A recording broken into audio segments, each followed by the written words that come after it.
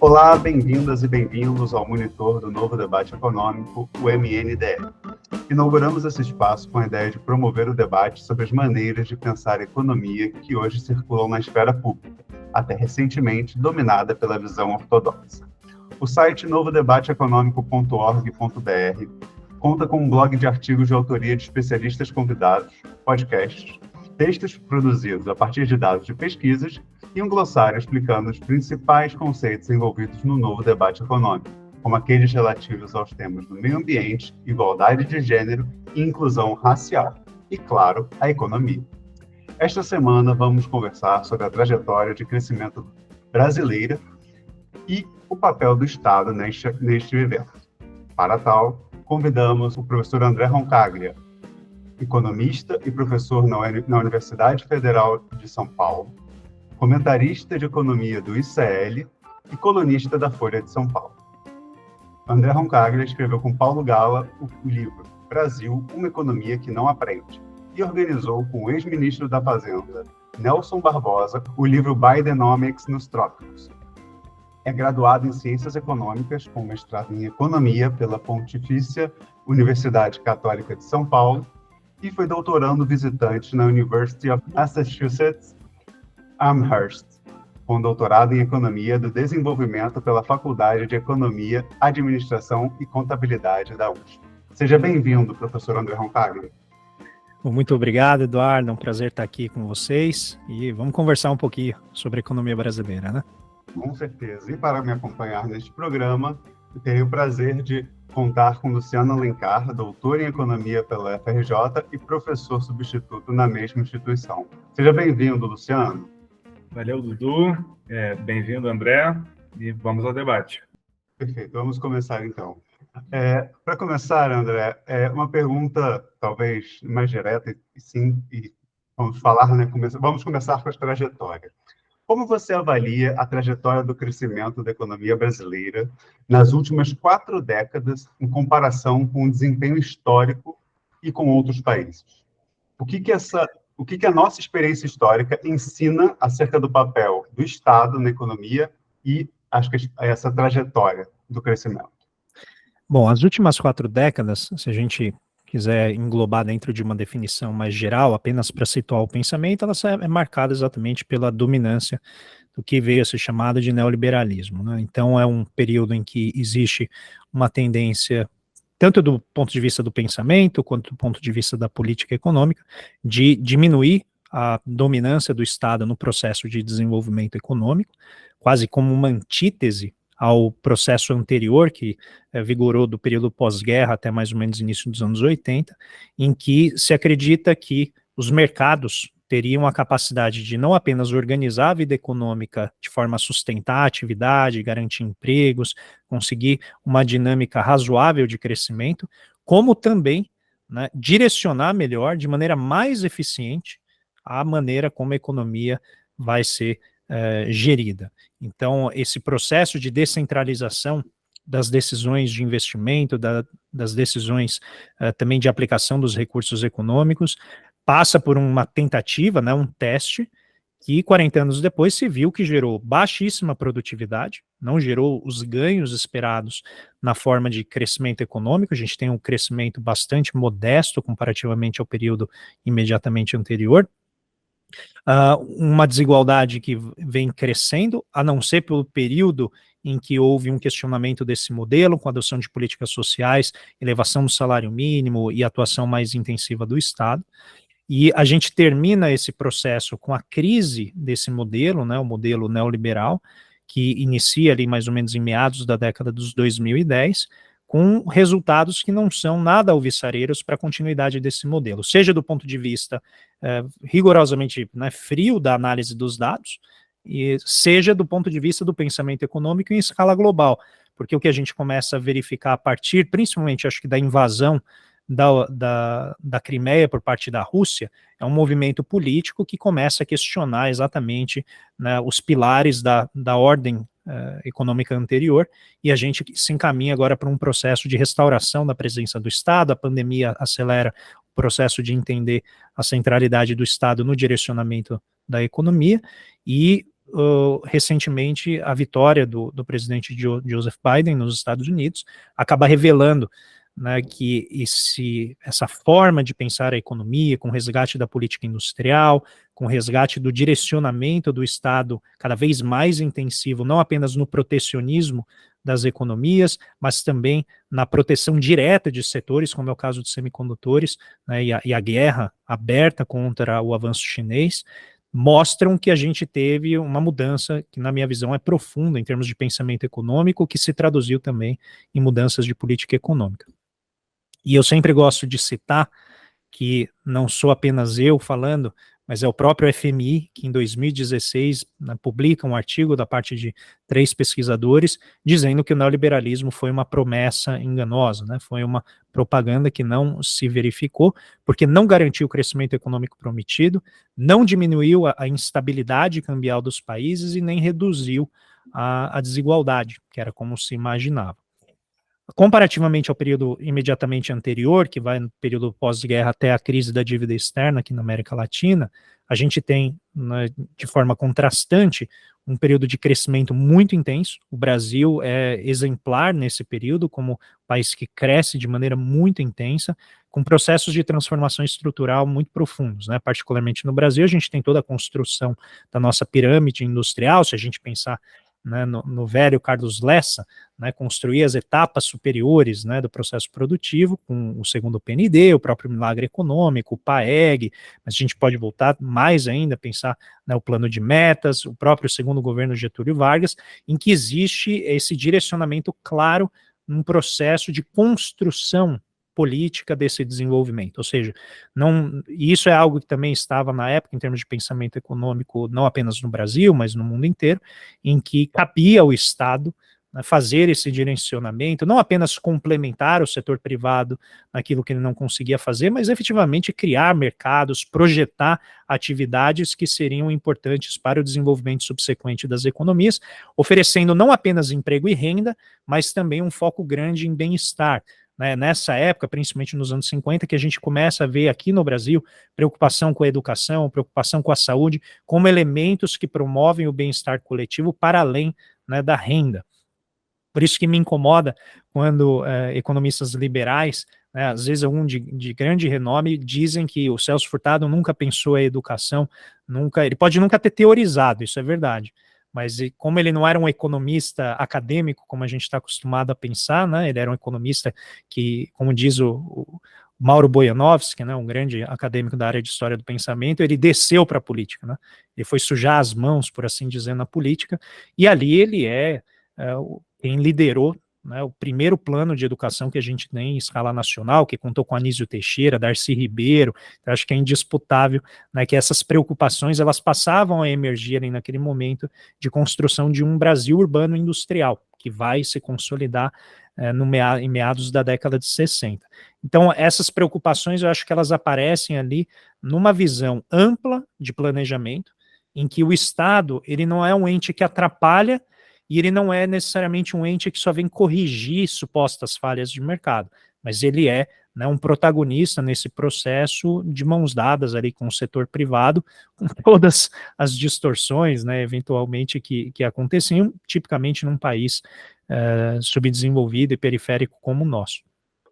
Mas de um modo geral, por que você diria que houve essa desaceleração do crescimento a partir dos anos 80? E aí, quais são as grandes restrições ao crescimento, sejam econômicas ou políticas, restrições ao crescimento em geral e do Brasil em particular, nesse período?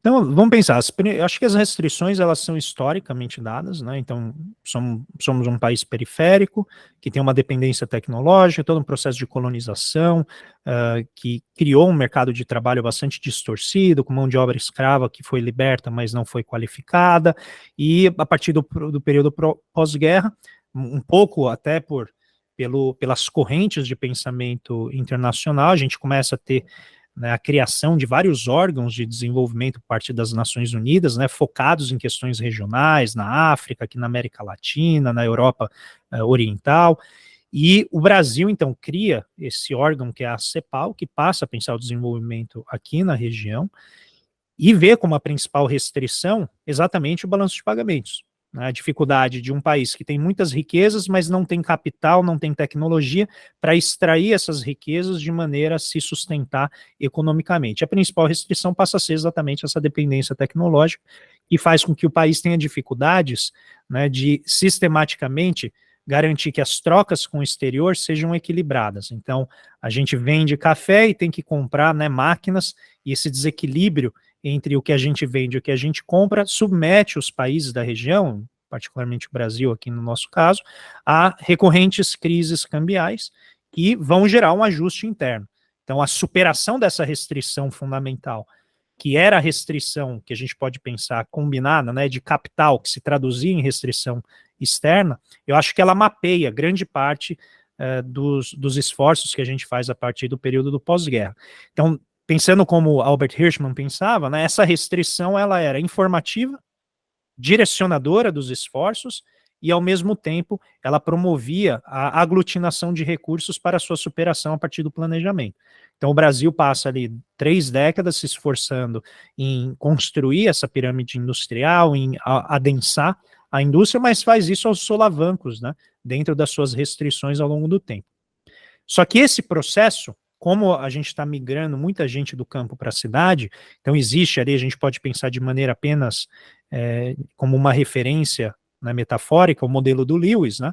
Você está trazendo gente do campo com salário muito baixo, a indústria bombando em cima de oligopólios que tem muita força do capital estrangeiro, então você consegue ali um processo de crescimento sustentado ao longo do tempo, que vai passando por crises típicas ali do início dos anos 60, né, de excesso de investimento, em que a distribuição de renda não acompanha, aí você gera crises de demanda, né, de insuficiência de demanda, até que vem o processo, né, de ajuste institucional que vai tentando adaptar a dinâmica social, a dinâmica distributiva a esse crescimento industrial nos anos 60, né, que vai ser o PAEG, que novamente esmaga os salários, abre espaço para os lucros, a gente começa a crescer novamente, esbarra novamente nos limites da capacidade no final do milagre econômico, ali em 71, 72, quando já começam a aparecer essas limitações, e aí veio o primeiro choque do petróleo e novamente, né, gera uma crise cambial, uma situação difícil, em que o Brasil tem que redirecionar os esforços. E todos esses esforços, né, em particular o segundo PND, eles vão meio que correndo, fugindo do esgotamento do modelo. Toda vez que a gente se depara com o esgotamento ou a perda de eficácia da substituição de importações, à medida em que a gente vai internalizando a produção que antes era importada, né, os governos vão tentando fugir, né, dessas restrições, então atingir ali a capacidade do setor de bens de consumo duráveis, bens de consumo não duráveis, então agora eu vou tentar ir para o setor de bens de capital, né, que seria ali a construção do departamento 3, né. Então a gente faz esse esforço nos anos 70, e aqui eu acho que é chave para responder, né, a sua pergunta, que é a política financeira que a gente faz nos anos 70. Né? Então, deparando-se ali com o primeiro choque do petróleo, o governo tem a opção de estabilizar, que era a opção do Mário Henrique Simonsen, que estava no Ministério da Fazenda, e a opção de meio que nadar contra a corrente, né, como dizia o Antônio Barros de Castro, em marcha forçada, e fazer a construção desse processo, se aproveitando de condições de liquidez muito amplas no cenário internacional. Então, Mário Henrique Simonsen, a revelia, né, a muito contragosto, cede a vitória, vamos dizer assim, do João Paulo dos Reis Veloso, que era era o secretário do planejamento, né, na CEPLAN. O Geisel encampa, então, essa opção da superação das restrições na área de bens de capital e faz uma política financeira incrivelmente arriscada, que é se endividar no cenário internacional a juros ajustáveis. Né? Então, enquanto tem excesso de liquidez, os juros estão caindo, você reajusta por taxas de juros menores. No fim da década, vem o segundo choque do petróleo, com a invasão do Irã, e o que a gente vê é uma explosão, tanto das taxas de câmbio, quanto das taxas de juros, e a defesa do dólar que os Estados Unidos fazem. Com isso, a América Latina e o Brasil juntos são jogados numa crise financeira, são expulsos do comércio internacional, do mercado de crédito internacional, e um país periférico que só conseguiu construir, né, essas etapas superiores da produção com crédito barato, quando de repente ele é tirado do mercado de crédito, essencialmente acaba ali a linha de oxigênio que ele precisava para manter para a gente pensar metaforicamente, né, a gente está numa subida, numa ladeira, né, para quem gosta de correr, está numa ladeira, então você está gastando muita energia, o rendimento é baixo, você precisa de oxigênio, e essencialmente tirar o oxigênio, né, e aquele esforço ele é interrompido, e a gente inicia um processo de reorganização, não apenas do sistema financeiro internacional, mas também das nossas economias. Então, a gente inicia um processo meio de ressaca de todo esse investimento que foi feito nos anos 70, e que de maneira um tanto dialética, tá? Eu vou me arriscar aqui a dizer, sem muita precisão, ao mesmo tempo que esse processo anterior restringiu as nossas capacidades de continuá-lo, né, porque ele tinha uma limitação que era o financiamento, ele gerou uma capacidade produtiva que aliviou essas restrições no início dos anos 80. Então, todos os investimentos na área de petróleo, energia elétrica, né, Itaipu, Petrobras, o próprio Proálcool, né, que depois virou etanol, conhecido, né, hoje como etanol, tudo isso aliviou as nossas restrições, né, vamos lembrar que o Brasil tinha uma dependência no final dos anos 70, ali chegava a algo em torno de 80% das nossas importações era o petróleo, né, porque o preço multiplicou várias vezes no mercado internacional. Então, o segundo PND ajuda esse processo de alívio dessas restrições ali nos anos 80, mas de maneira bem objetiva, respondendo a tua pergunta, a gente parou de olhar para o futuro, né? O horizonte de planejamento se encurta tremendamente, porque essa restrição de balanço de pagamentos, ela era aliviada momentaneamente, mas ela passou a ser acompanhada por um processo inflacionário crônico de alto nível, tá? Porque isso é importante. A gente viveu desde os anos 30, mais ou menos, um processo inflacionário crônico no Brasil. Só que ele tinha um nível razoavelmente baixo em termos de taxa de inflação. Ficava ali algo em torno de 20, 30, às vezes subia um pouquinho mais, tal. Veio o milagre econômico, essas taxas mergulham para algo em torno de 20% de inflação ao ano. Só que conforme a gente foi estruturando um sistema de repasse automático de preços na forma de indexação, que nenhum outro país teve, né, esse mecanismo institucional tão profundo e disseminado, faz com que o sistema de preços incorporasse todo o choque que ele sofresse de oferta ou de demanda na sua memória e não esquecesse esse choque e reproduzir essa elevação de preços sequencialmente no futuro, a gente criou um sistema paralelo, né, de instabilidade ao sistema que a gente tinha de instabilidade externa, que é exatamente a sensibilidade do sistema de preços a qualquer choque. Ele incorporava esse choque, isso ficava na memória e gerou isso que depois veio a ser chamado de inércia. Então, a combinação da restrição inflacionária, que o próprio Georgescu Huygens, né, que é o grande teórico da economia ambiental, economia ecológica, desculpa, poucas pessoas sabem, mas ele chegou a publicar nos anos 60 um modelo de inflação estrutural, quando ele veio estudar na USP aqui no Brasil. E até escrevi um artigo com meu amigo Carlos Eduardo, da UFMG, Carlos Eduardo Supriniac, em que a gente refaz o pensamento dele e que ele vai tentar justamente associar o desenvolvimento à criação dessa inércia, né, a criação desses mecanismos de defesa da renda. Então, os anos 80 são essencialmente um período de defesa. A gente está se defendendo de crises externas e se defendendo dos choques que se incorporam à memória, né, de preços da economia. Com isso, né, basicamente, é eliminada toda e qualquer, vamos dizer, ímpeto de planejamento, e a gente começa a se concentrar em questões de política econômica de curto prazo, né? Essencialmente, a gente mata o longo prazo nos anos 80 em termos de gestão de política econômica no Brasil.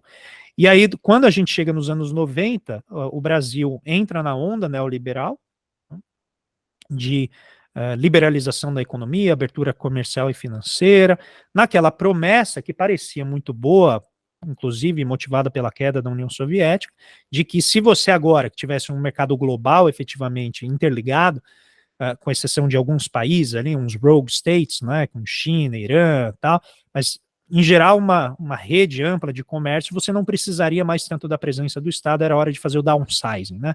Corta a organização pesada, ineficiente, privatiza empresas, abre as economias e começa a dar disciplina de mercado agora, não a mais guiada pela economia, mas guiada pelo planeta, né? É algo que quando você pensa, fala, fantástico, vou pegar aquele empresário que está protegido por 20 anos e vou colocá-lo no ringue para, né, lutar com o Mike Tyson, de uma hora para outra, e eu acho que vai dar certo, porque ele vai ter disciplina, ele vai ter que ali treinar na hora, desenvolver as capacidades dele na hora, e o que acontecia é que o Mike Tyson derrubava, né, todos os contendores ali, todo mundo que o questionava, e a gente tem um processo de destruição massificada de empresas aqui no Brasil, na América Latina, e a entrada em massa de empresas estrangeiras que vão substituir esse capital. Mas ainda assim havia aquela expectativa, né? Não me esqueço do livro do Gustavo Franco, né, se não me engano era Desenvolvimento e Setor Externo e Desenvolvimento, algo assim, em que ele falava, agora a gente está superando 50 anos de bobagens, né? E nessa esperança de que a abertura econômica e a supremacia dos mercados, como diz o meu querido professor Beluso, né, ela resolveria o problema econômico. Então eu acho que a gente tem essa mudança, que ela é muito sintomática, e em que a gente encurta o horizonte de planejamento, até que nos anos 90, essencialmente, a gente mata o planejamento como política econômica. E aproveitando, André, sobre essa questão dos anos 90, vamos falar um pouquinho agora sobre esse papel do Estado, que depois da ditadura teve um movimento bastante errático. Se nos anos 90 a gente viu uma diminuição do papel do Estado na economia, nos anos 2000 a gente já viu uma tentativa de recuperar a atuação desse Estado na economia com os governos do PT, que nós vimos foi totalmente... Tivemos uma ruptura em 2016 com o golpe, né, com o impeachment da Dilma, que acabou mudando novamente para uma tentativa de diminuição do Estado e que agora, com a eleição do Lula, busca-se novamente retomar um Estado presente nessa economia. Com esse processo que foi tão tumultuado nesses últimos 20, 30 anos, como é que você avalia o desenvolvimento do Brasil e o que esse tumulto, toda essa mudança de uma hora um Estado mínimo, uma hora um Estado máximo, por assim dizer, né, para quem está ouvindo entender, né? Ou seja, um Estado que não vai participar tanto da economia, e agora um Estado que vai participar mais da economia. Como esse processo pode atrapalhar as pretensões de desenvolvimento do Brasil? Eu acho que é uma tendência que ela se reforça nos anos 80. Eu acho que eu vou aqui, né, conversar com vocês de uma maneira menos rigorosa do ponto de vista acadêmico, porque eu acho que são hipóteses que ainda precisam ser estudadas, né? Mas não é totalmente estapafúrdio o que eu vou falar. Eu acho que a dominância do pensamento neoliberal, que já tem bastante estudo mostrando que ele se forma a partir da sociedade Montpellier, até antes o colóquio, né, Lippmann, lá em 1938, é um longo processo de sedimentação dessas ideias, que nos anos 80, elas vão penetrar o Estado. E elas vão se tornar direcionamento de política econômica no sentido de desarticular a estrutura organizacional do Estado. Tá? Isso sem pensar ainda em política de desenvolvimento, só a estrutura organizacional. Esse processo de formação de pensamento, ele começa a se disseminar para a periferia do sistema, e aqui na América Latina ele encontra, assim, uma hospedagem incrivelmente receptiva. As nossas elites, que eu gosto de chamar que são elites exiladas da Europa, né, porque elas gostam de pensar o coletivo na Europa como algo aceitável, mas elas não transpõem esse pensamento quando elas pensam em cá. Típica, né, pensando Caio Prado Júnior, na sociedade, né, colonização típica de exploração e não de povoamento. Eu gosto sempre de lembrar do Caio Prado Júnior em épocas em que o Acemoglu parece que inventou a roda, né? Quando coisas já estavam lá escritas por muitos historiadores, dentre eles o Caio Prado Júnior. E o Florestan Fernandes também. E eu acho que esse pensamento, que vem com essa chamada New Public Management, né, que é essa linha de pensamento nova administração pública, ela toma de assalto o pensamento da nossa inteligência, né? Dos nossos acadêmicos, das classes dirigentes, como a literatura gosta de chamar. E eu acho que tem um processo, eu acho que ele é bem conturbado e antagônico, até dialético, de tentativa de reduzir o tamanho do Estado, só que com diferentes focos. Né? Nos anos 80, eu acho que tem a tentativa de diminuir a influência do Estado nos setores econômicos.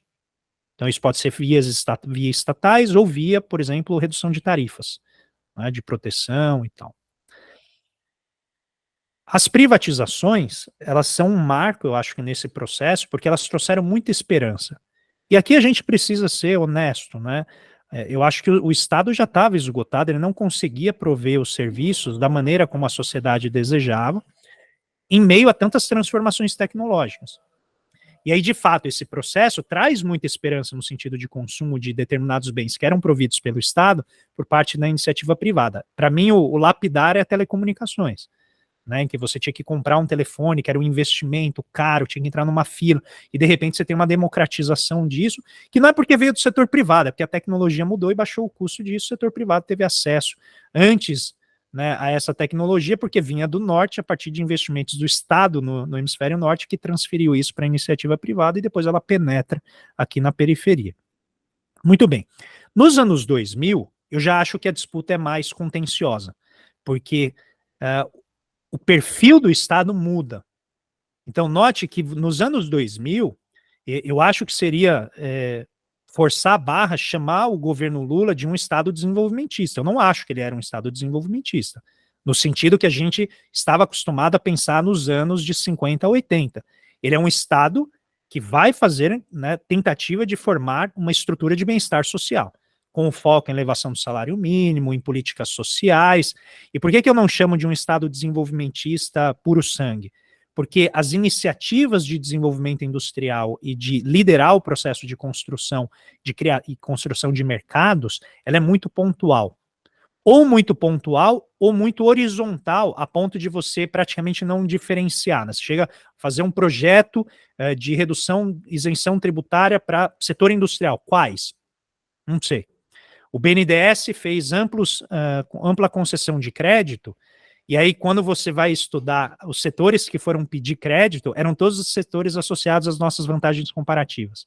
Essencialmente minério, que tem alguma transformação manufatureira, existe um processamento, um aumento de complexidade, mas todos muito próximos, né, dessas vantagens comparativas. Não tem o que a gente chama de um salto não relacional para você criar outros setores que têm maior densidade tecnológica e assim por diante. Nos anos 2010, a gente vive a ressaca desse processo, porque como a indústria não acompanha o processo de elevação da renda das famílias, o resultado é que a gente volta a ter as preocupações com o setor externo, agora amenizadas, anestesiadas pelo acúmulo das divisas estrangeiras. A gente passa a ter o mesmo problema. Só que em vez de sentir a recorrência de crises cambiais, o que a gente sente é a desindustrialização. Então, em vez de você ter lá sempre o medo de desvalorizar o câmbio e fugir dólares, isso sumiu. Só que agora, como o sistema tem que se ajustar em algum ponto, onde que ele se ajusta? Na perda de densidade da nossa matriz industrial. Esse processo, e ele é o problema, ele é como aquelas morbidades que levaram à morte de pessoas jovens na pandemia de Covid. Elas nem sabiam que elas tinham aquilo. Elas eram morbidades silenciosas. E, de repente, em face de um choque, um jovem de 22 anos morria, porque ele tinha uma morbidade ali que nem aparecia, nem irritava os nossos indicadores, né, da medicina, e ele morria. Eu acho que a desindustrialização que a gente vem vivendo já há 40 anos, ela é um pouco assim, você não percebe, porque você consegue substituir o que a indústria produz com importação. Então você gera aquela anestesia. E esse processo ele se torna quase fantasmagórico, né? Tem gente que diz que está acontecendo, tem gente que diz que não está acontecendo, né? E é uma briga enorme dentro do campo que defende, né, o novo desenvolvimentismo, ou desenvolvimentismo social, ou clássico. Existe uma disputa. A desindustrialização é ou não é um problema? Sem colocar os liberais no jogo, né? Então note que eu acho que esse processo de desarticulação do Estado, ele é uma tendência de longo prazo, de 40 anos aqui, e que nesse período de governos progressistas, nos governos do PT, nós tentamos redirecionar isso de uma maneira a aumentar a participação do Estado, mas eu acho que foi insuficiente exatamente porque a gente conseguiu melhorar a vida da população, mas não conseguiu melhorar a base industrial. Então a gente fez a inclusão social, mas não fez a inclusão produtiva. E isso se manifesta na facilidade com que, uma vez que esse aparato foi desmontado pós-golpe de 2016, a gente tem a depredação das nossas relações de trabalho. O mercado de trabalho, a rapidez com que a gente levou à degeneração do mercado de trabalho, para mim é um sintoma de como esse processo de inclusão social, que não se foi acompanhado por inclusão produtiva, não fortaleceu as bases relacionais do sindicalismo, né, dos trabalhadores. E quando vem esse processo de desarticulação, que a gente pode pegar aqui, né, pensar um pouquinho como o nome da autora do Neoliberalismo em Crise, a Brown, né, se eu não me engano, Wendy Brown, né, a Wendy Brown, eu acho que quando o processo vai agravando a sua crise, a reação do sistema é mais intensa. Né? Então, aquela coisa do Gramsci, a gente está mudando, né? O sistema está em crise, o novo não nasceu, o velho não morreu, e nesse processo aqui na periferia a gente agrava o processo de redução da proteção do trabalho, de neoliberalização das atividades internas, de corporatização de absolutamente todas as dimensões da vida, e o resultado é uma perda de poder de barganha dos trabalhadores. Nesse contexto, o Estado que perde a sua autonomia em, vamos dizer, disputar com a elite o direcionamento, né, da atividade econômica, deixa os trabalhadores meio que à míngua. Né? Então a gente não tem um processo de inclusão produtiva até a pandemia, e na pandemia, exatamente no momento de um governo talvez mais neoliberal que a gente já teve, nasce talvez aí quem sabe um lampejo, né, eu não vou chamar de esperança, porque eu acho que ainda é muito cedo, mas certamente um lampejo de lucidez que se nota que se a gente não fizer, né, a reestruturação do nosso sistema produtivo, a gente não vai estar protegido, tanto do ponto de vista militar, porque a gente tem recursos naturais que são, né, os Estados Unidos, acho que eles nunca foram tão claros, né, como eles querem a nossa água, o nosso petróleo, né, e tal, e também sanitário, né, porque a gente tem um potão de vírus ali na Amazônia, e um monte de gente brincando ali nas zonas de transição de biomas, gerando um monte de doença ali de difícil combate. Então, acho que isso gerou um alerta, não sei se esse alerta vai permanecer, na necessidade de a gente fazer planejamento. Porque a situação de anomia econômica no sentido de política econômica, né, de sempre pensar o recorte focalizado do problema e não entender os efeitos de equilíbrio geral, para a gente usar um termo de moda entre os economistas, levou a essa situação. Então, hoje, o que a gente tem, eu não acho que é um problema de falta de pensamento e de planejamento, eu não acho que é um problema de falta de recurso. Eu discordo diametralmente, né, dos economistas liberais que dizem que a nossa restrição é fiscal. Nunca o mundo esteve tão disposto a ceder crédito para quem quer fazer transição energética, para quem quer fazer transformação estrutural. A gente tem pessoas como Larry Summers, que são historicamente quase republicanos, né, se dizem que o Haddad é o tucano dentro do PT, o Larry Summers é o republicano dentro dos democratas, né, do Partido Democrata.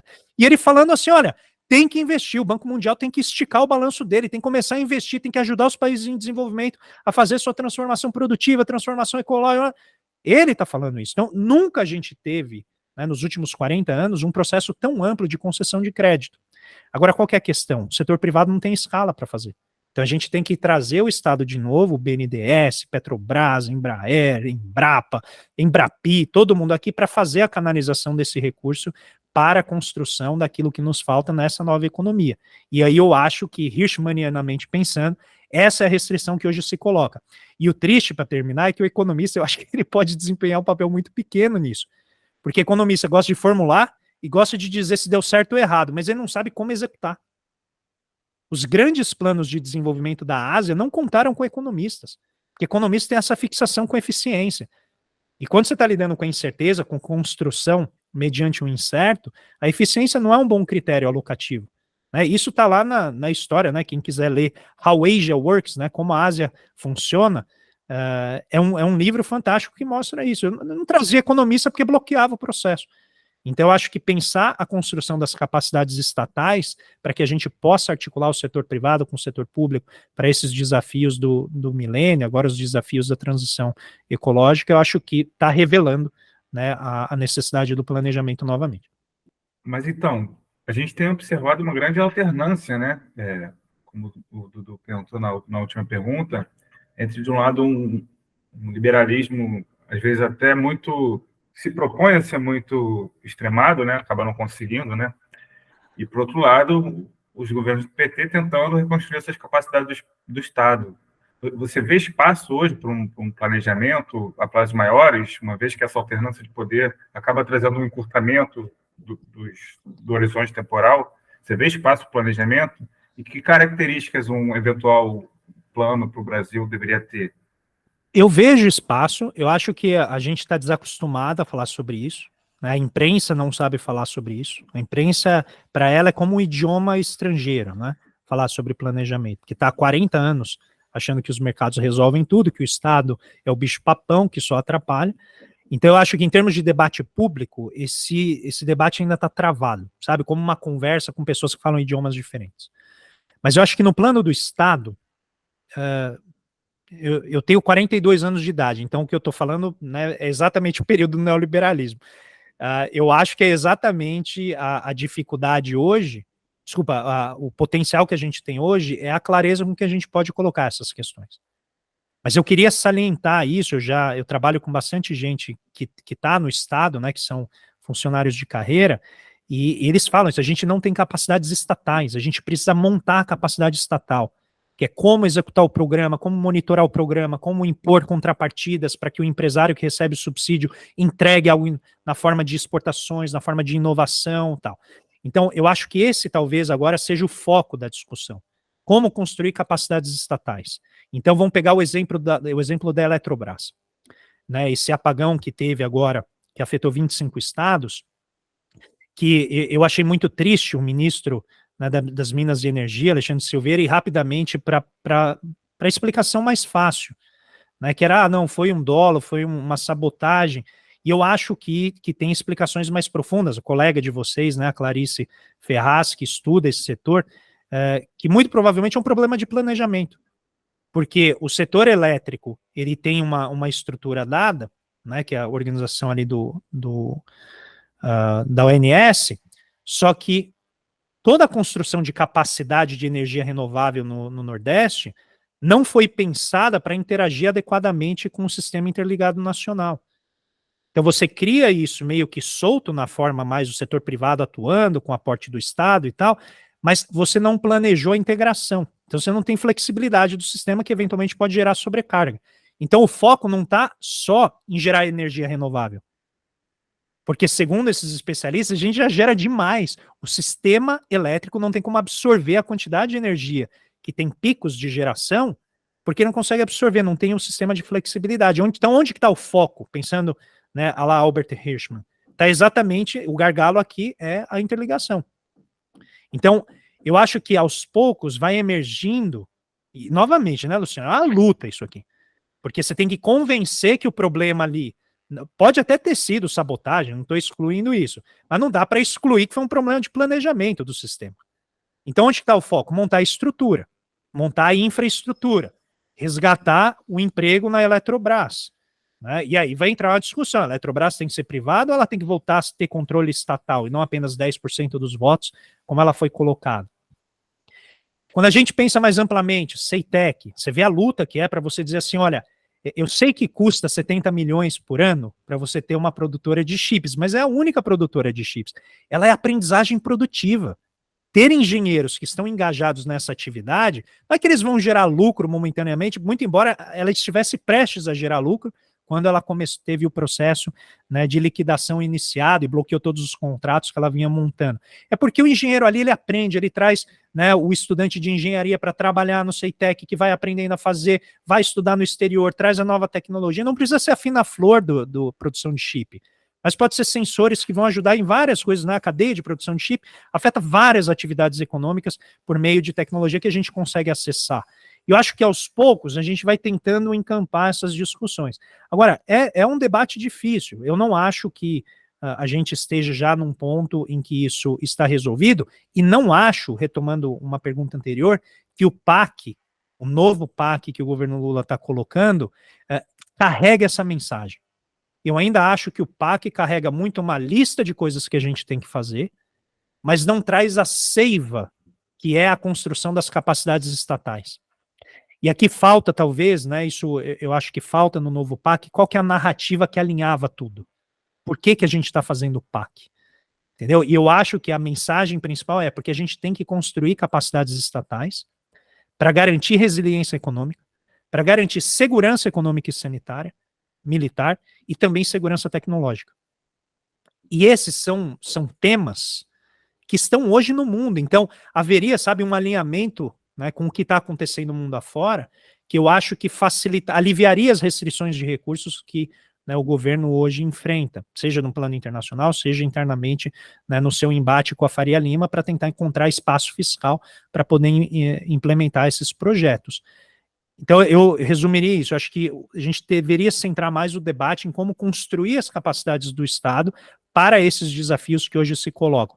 E aqui, eu acho que a ideia das missões da Mazzucato, que são, né, uma elaboração tardia daquilo que o Inácio Rangel já falava nos anos 60 e 70, né, eu não acho que tem algo de muito novo, a não ser a roupagem, né, eu acho que ela é fundamental, porque ela, né, sintetiza, ajuda a gente a comunicar essas ideias de uma maneira a angariar apoio político. E uma questão importante é que construir essas capacidades estatais é uma coisa que leva muito tempo, né? Essa é uma coisa que o professor Medeiros fala muito, né? Construir essas capacidades estatais leva muito tempo e destruir é muito rápido. Então, esse é um dos grandes problemas justamente do governo Bolsonaro, né? Destruiu muita coisa e que bom que a gente está conseguindo reverter esse processo. E pensando, Luciano, só nesse ponto, como o professor Medeiros estuda, muito a China, né? Então você vê, a China, ela teve mais de 40 anos de construção dessas capacidades para ter uma flexibilidade institucional para lidar com essas crises e barrancos, né, e solavancos que ela vai encontrando no caminho de transformação estrutural. E eu acho que a experiência chinesa que mais é relevante para a gente nesse sentido é esse exemplo de como a construção dessas capacidades tem que ser um projeto de Estado. Ele não pode estar sujeito ao ciclo político. E aqui, infelizmente, na América Latina, acho que a gente acaba sendo muito refém dessas ondas internacionais de pensamento, né, que acabam obstaculizando, obstruindo esse processo de construção das capacidades estatais. Mas você já tocou no ponto do PAC, né? Já da aceleração do crescimento. Queria que você aprofundasse um pouco mais sua opinião a respeito, os prós e contras do PAC. Então eu vejo assim, o PAC, a principal limitação dele é que eu acho que fica pouco claro o que são obras, vamos dizer, de resgate do capital público, é aquilo que foi destruído, desarticulado, que foi depreciado, e precisa ser, vamos dizer assim, reposto, né? Então, é a parte de reposição da depreciação, e aquilo que é efetivamente criação do novo, que seria a formação de capital fixo líquida, né? Esse é o primeiro ponto. Então, eu acho que não há clareza sobre o que a gente está só repondo e sobre o que a gente está construindo. O segundo ponto é que eu não vi no plano uma preocupação em mapear o que seriam as grandes missões.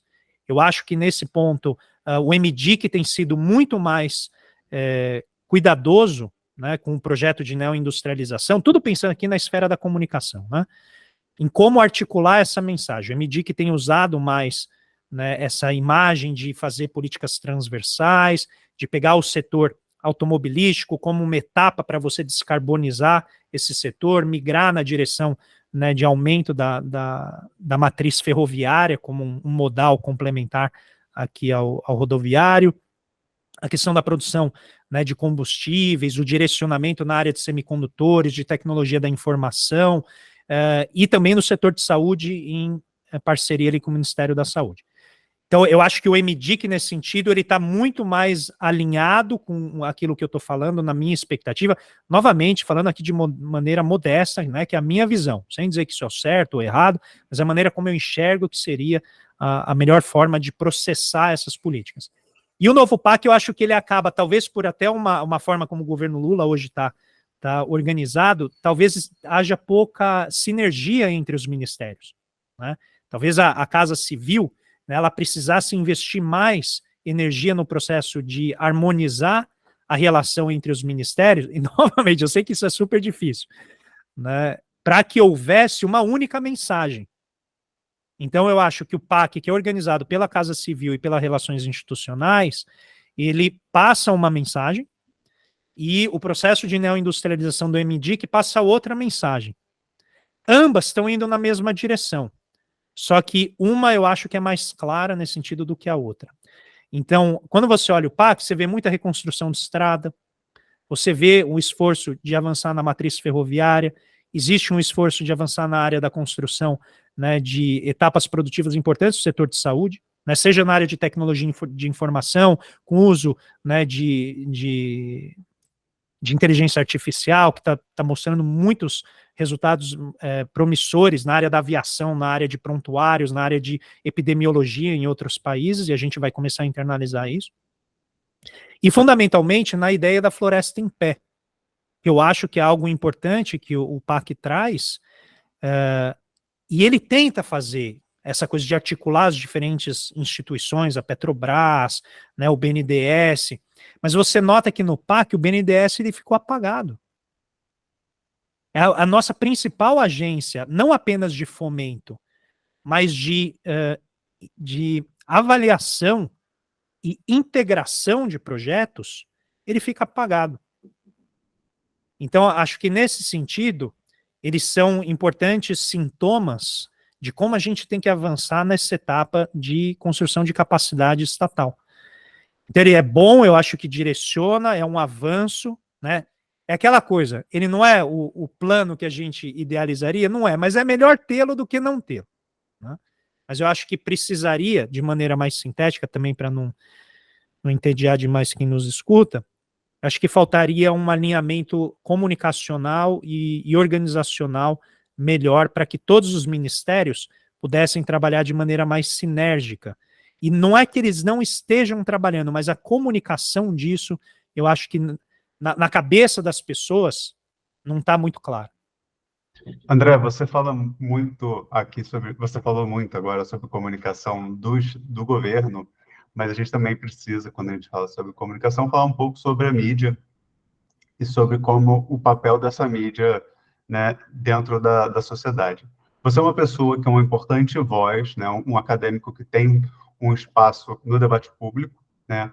Você tem espaço na mídia tradicional e também nas redes sociais, você consegue trazer esse debate para as pessoas, seja na Folha de São Paulo, seja no ICL, seja nas suas redes sociais ou em outros programas, você consegue, de certa forma, furar a bolha da academia, né? Sair desse espaço de debates entre economistas e consegue falar com o público e, de certa forma, discutir com o público e trazer essas informações e todas as perspectivas extremamente importantes. Pensando em você como uma pessoa que tem essa vivência de estar nesses dois espaços, né? Como é que você avalia a cobertura que a grande mídia faz sobre o papel do Estado na economia e qual a sua avaliação também sobre o debate público em geral? Eu acho que tudo que eu falei antes sobre essa questão da comunicação tem exatamente a ver com o fato de que o receptáculo dessa comunicação é totalmente avesso a governos de esquerda.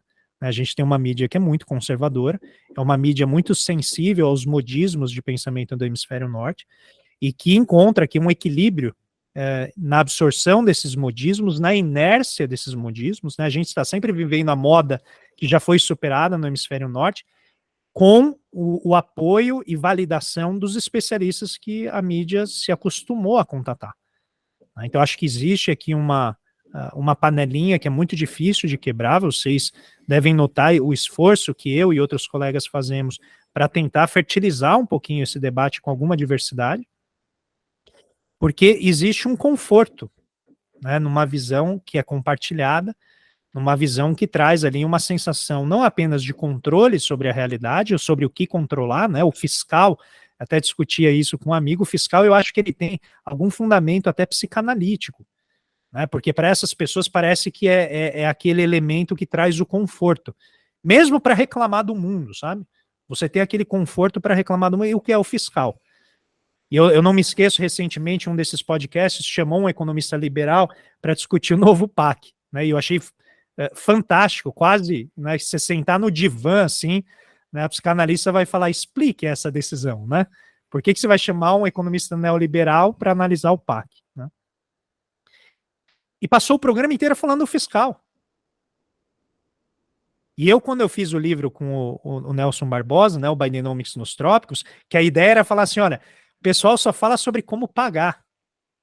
E eu que estudo finanças e conheço o teorema de Modigliani e Miller, que diz, se o projeto for bom, a forma de pagar é irrelevante, e isso, novamente, Larry Summers também está falando sobre o plano Biden, eu falei, pô, vamos pensar isso aqui para o Brasil. O que a gente tem que fazer no Brasil para superar as restrições de financiamento? Porque se o projeto for bom, o dinheiro virá.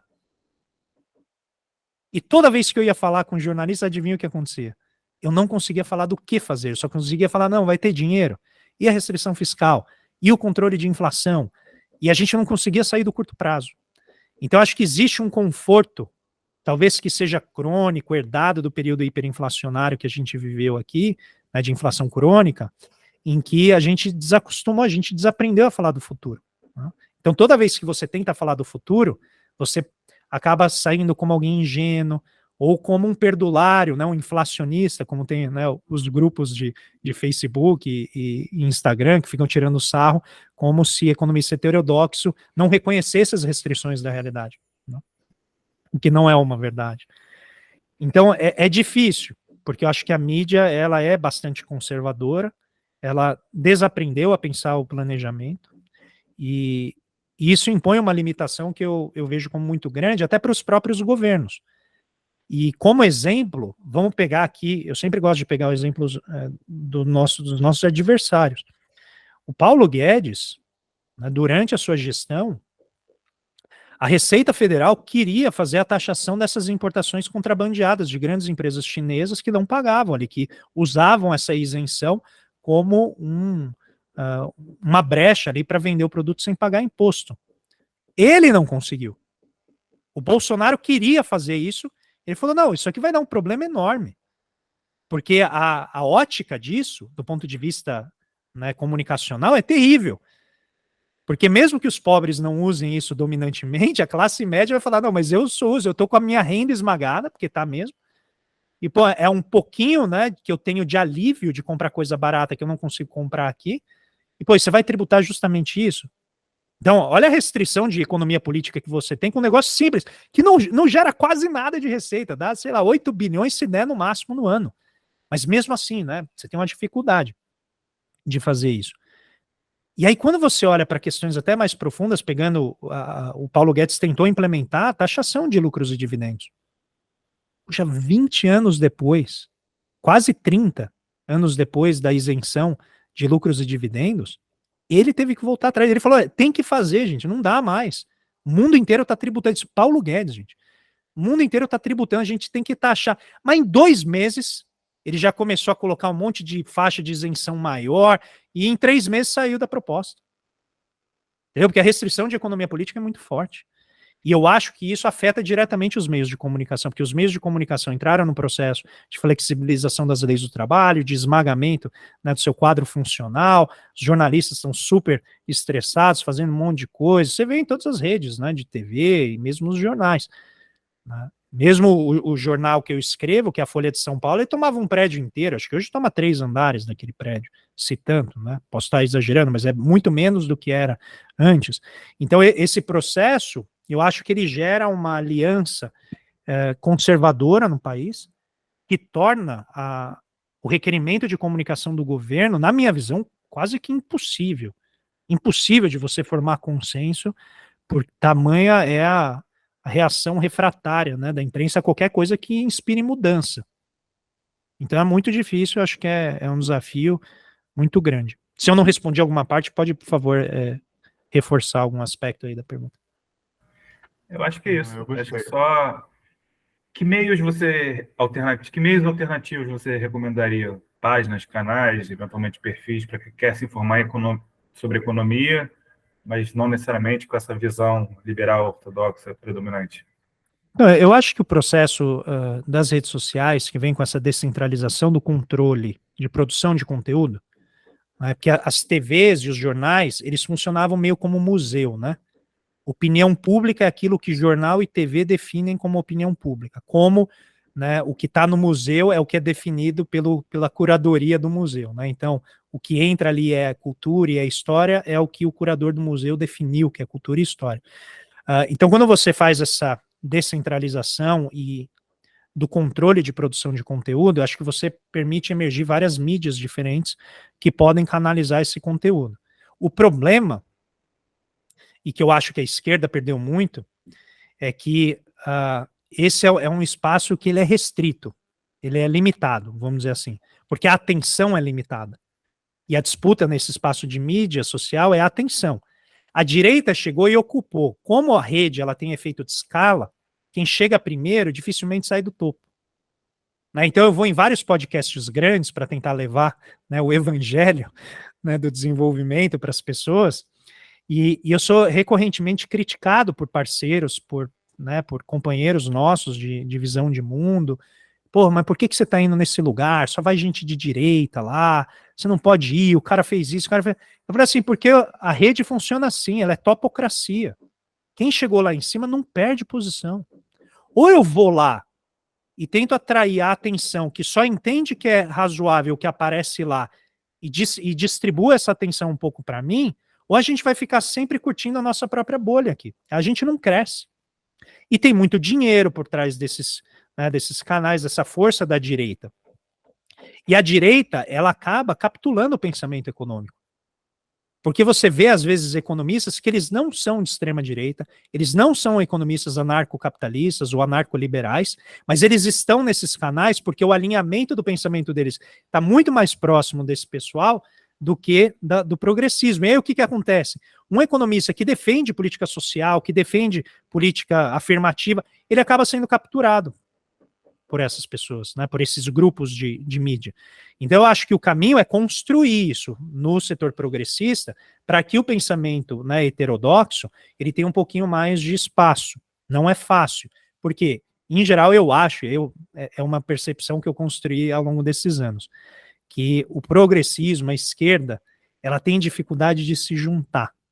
Ela tem dificuldade de um promover o outro, né? Quando eu faço muito esse esforço de promover pessoas que estão dando as caras aqui, saindo da academia, ou comunicadores, e frequentemente as pessoas falam, nossa, mas você faz isso? Né? Tipo, de graça, ir lá e promover. Eu falo, sim, porque a gente tem que fortalecer o nosso ecossistema.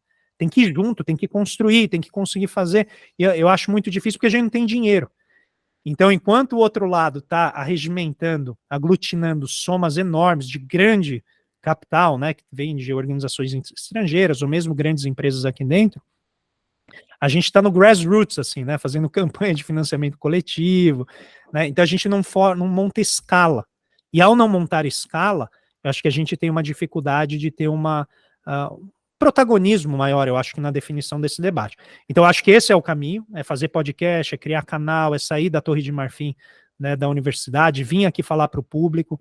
Vocês devem ter percebido que meu linguajar, ele está muito menos acadêmico, é algo que muda muito, porque eu gradativamente estou me tornando o que eles chamam de acadêmico de mediação, né? Então eu diminuo muito a minha produção acadêmica, continuo produzindo artigos, tudo, mas eu estou cada vez mais focado em como traduzir, como levar o que a gente produz na academia para as pessoas, e tem muita demanda por isso, Luciano, muita demanda, é impressionante como tem demanda por isso, tá, Eduardo? Não é pequeno o que vocês fazem aqui, é algo muito importante. E eu só gostaria que a gente tivesse mais colegas nossos, né, fazendo isso, porque a gente precisa fortalecer, né, essa presença nas redes sociais para que a gente diminua, né, pelo menos a distância que essa topocracia da direita estabeleceu aqui, né, nesse espaço. Pois é, André, é muito importante o podcast, mas é muito importante esse acadêmico de mediação, e você realmente tem um papel fundamental nesse processo que nós estamos vivendo, e a sua participação nesses espaços com certeza tem trazido adeptos e usuários também das redes sociais para procurarem saber mais e melhor sobre temas e questões sobre economia, de fato, para entender uma outra perspectiva que não seja a perspectiva ortodoxa. O nosso papo estava muito bom e está muito bom, mas nós chegamos ao final desse episódio. Foi um prazer enorme ter você conosco para bater esse papo tão importante sobre o crescimento do Brasil e o papel do Estado. André, muito obrigado pela sua participação. Eu que agradeço, para mim é um grande prazer, né, uma conversa assim fantástica, me encheu de ânimo nessa manhã aqui, e certamente contem comigo no futuro, se vocês quiserem voltar a conversar, terei o maior prazer. Com certeza vai ser um prazer tê-lo novamente conosco no futuro. Luciano, novamente, muito obrigado pela parceria neste episódio.